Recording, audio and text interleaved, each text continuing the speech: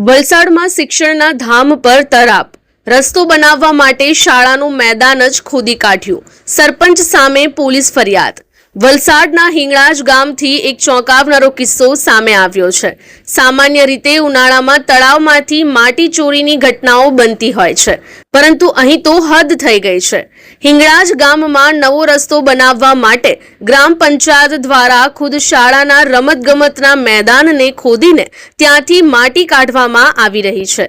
શ્રી હિંગળાજ કેળવણી મંડળ ટ્રસ્ટ દ્વારા આ મામલે પોલીસમાં લેખિત ફરિયાદ નોંધવામાં આવી છે। વલસાડના હિંગળાજ ગામે વિકાસના નામે વિનાશનો ખેલ ખેલાઈ રહ્યો હોય તેમ લાગી રહ્યું છે।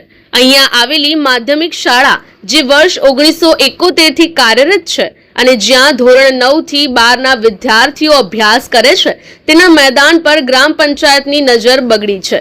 શ્રી હિંગળાજ કેળવણી મંડળ ટ્રસ્ટના ગોવિંદભાઈ ટંડેલે વલસાડ રૂરલ પોલીસ મથકે કરેલી ફરિયાદ મુજબ શાળાના પશ્ચિમ દિશામાં આવેલા મેદાનમાંથી હાલના સરપંચ દ્વારા ગેરકાયદેસર રીતે માટીનું ખનન કરવામાં આવી રહ્યું છે।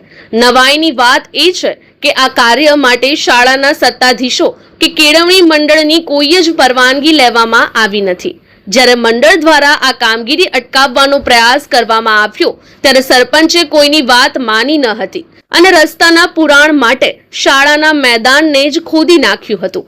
શિક્ષણના મેદાનને રસ્તામાં ફેરવી નાખવાની આ ઘટનાએ સમગ્ર પંથકમાં ભારે ચર્ચા જગાડી છે। હવે જોવાનું એ રહેશે કે પોલીસ આ મામલે કેવા કડક પગલાં ભરે છે। અમારી લાઈવ ન્યૂઝ 24 ચેનલને સબસ્ક્રાઇબ કરો,